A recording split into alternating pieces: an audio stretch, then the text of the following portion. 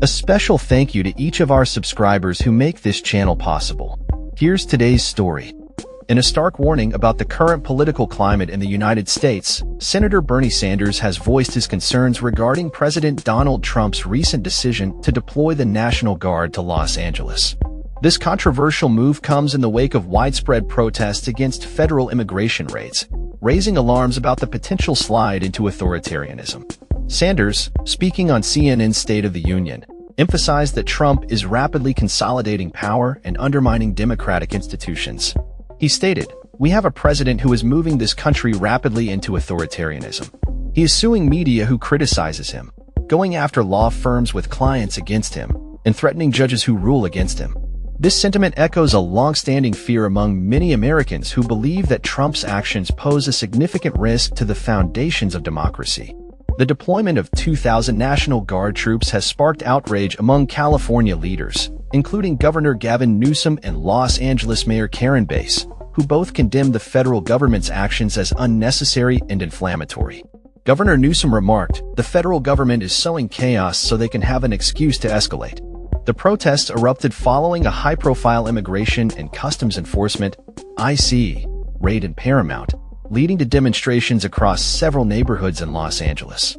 As tensions escalated, the LAPD declared an unlawful assembly in downtown Los Angeles, where protesters clashed with federal agents. Sanders pointed out that the future of the United States rests in the hands of a small number of Republicans in Congress who understand the importance of upholding the Constitution. He urged them to stand against Trump's authoritarian tendencies, stating, "It's high time they stood for our Constitution and the rule of law." The implications of Trump's actions extend beyond California, as Sanders warned that if the president can deploy the National Guard in one state, he could easily do so in others.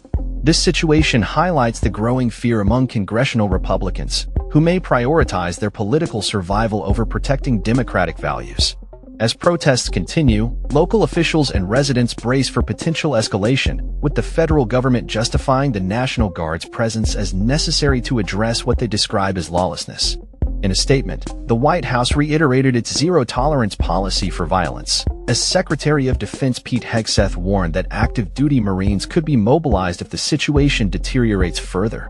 Amidst this turmoil, both Governor Newsom and Mayor Bass have called for peaceful dialogue and de-escalation, urging protesters to exercise their First Amendment rights responsibly.